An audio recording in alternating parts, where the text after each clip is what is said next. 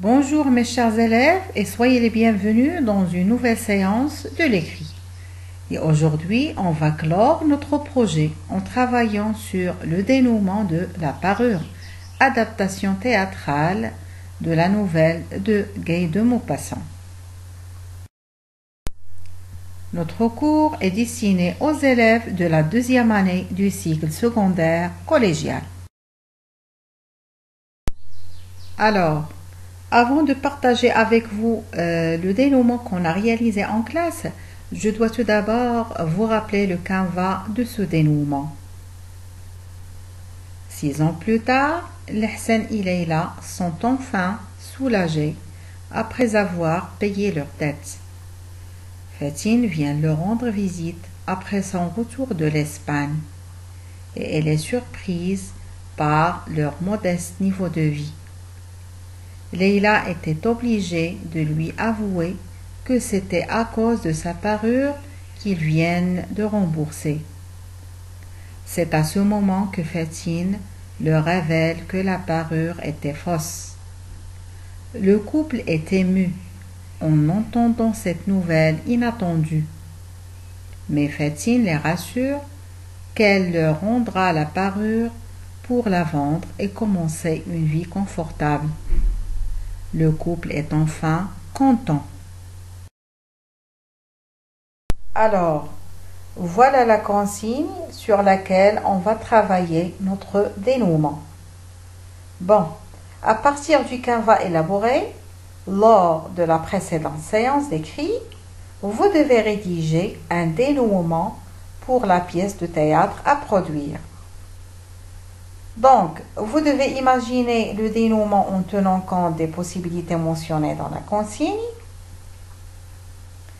Il faut encore imaginer un dénouement heureux ou malheureux en fonction des péripéties. Il faut mettre le nom des personnages devant chaque réplique et donner des indications scéniques ou bien des didascalies pour renseigner sur les gestes, les costumes, l'intonation, etc. Il faut encore se focaliser sur un dénouement combiné avec la situation de crise ou bien le nœud. Et enfin, proposer une fin logique qui mène à un relâchement de la tension ou bien le retour du calme. Et voici, c'est la scène de dénouement qu'on a réalisée en classe. C'est la scène 4. L'appartement modeste de Leila et Lehsen, 6 ans plus tard. Leila, nous avons ainsi sauvé les apparences. Peu importe qu'une parure semblable à celle de Fatine nous ait coûté une fortune. Le plus important, c'est que mon ami ne s'est pas rendu pas de tout ce qui s'est passé. Lehsen, tu as raison. Nous avons passé des années difficiles. L'essentiel était de garder notre bonne réputation. Nous sommes restés dignes, malgré les difficultés affrontées. Et la parure rendue était la copie fidèle de celle de Fatine. Il ne s'en est jamais aperçu. Leila, après un moment de silence. Mais 6 ans de privation pour une parure, c'était vraiment dur. On vivait à l'enfer. Mais maintenant, Dieu merci, le cauchemar n'est plus. Quelqu'un frappe à la porte. C'était Fatine qui leur rendait visite. Leila soupire en ouvrant la porte. Comment ça va, Fatine? Fatine. Alors, bonjour mes chers. Elle entre, pose son sac sur la table et va s'asseoir. Je vais bien, merci. J'ai été très occupée avec mon mari toutes ces années. Vous le savez déjà. Mon mari est devenu un ambassadeur en Espagne. Je devais l'accompagner. Et puisqu'il a pris sa retraite maintenant, nous sommes de retour à notre cher pays le Maroc. Leila feignant un grand intérêt. Bon retour, ma chère. Tu nous as vraiment manqué. Fatine. Merci ma chère. Mais que vous est-il arrivé? Je vois que vous vivez mal. Leïla.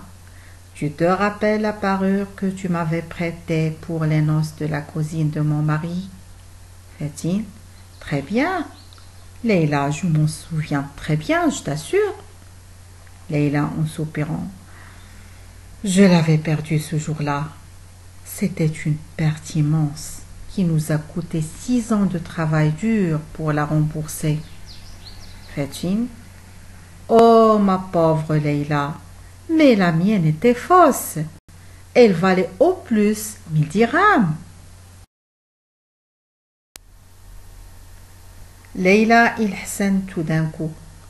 La parure était fausse. Ça fait 1000 dirhams seulement. Il se regarde effrayé.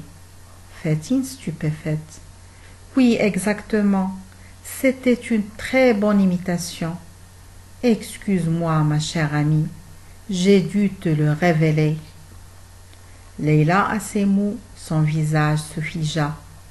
Elle repensa à toutes ces années où ils durent travailler si dur pour rembourser leurs dettes. Elle resta bouche bée devant les révélations de Fatine. Elle reprit ses esprits et se mit à crier. « Tu m'as trompée. Nous avons dû travailler pendant 6 ans pour pouvoir te rembourser ta parure. De plus, j'ai mis ma famille en péril, puisque nous ne pouvions pas vivre facilement. Je te déteste pour m'avoir menti. Une véritable amie ne ferait jamais une chose pareille. Tu aurais dû être honnête envers moi. » Fatine la prit dans ses bras et la fit asseoir sur une chaise de crainte que Leïla ne tombe à terre, car elle était devenue pâle. Fatine avait les larmes aux yeux et fut désolée de voir son amie dans cet état. Elle regretta de ne pas avoir révélé la vérité et dit « Mais je ne voulais pas gâcher ta joie. Quand tu as trouvé cette parure, tu étais tellement heureuse que je n'avais pas le droit de t'enlever ce petit bonheur. C'est pour cela que je me suis tue. » Leïla était désespérée. Elle avait les larmes qui coulaient. Voyant comme elle était malheureuse, Fatine la prit dans ses bras et lui dit « Je suis très touchée par votre honnêteté. Et pour vous remercier de votre courage, toi et ton fidèle mari, je vais vous rendre cette parure que vous pourrez revendre. Avec cet argent, vous aurez la possibilité de changer de logement et enfin profiter de la vie. » Leïla, émue et ravie, sauta au cou de son ami et l'embrassa en pleurant de joie. Hassan et Leïla furent heureux, car ils pensèrent vraiment qu'il allait reprendre une vie normale. Et voilà, notre cours tient sa fin. Merci beaucoup pour votre attention et je vous donne rendez-vous la prochaine séance. À très bientôt.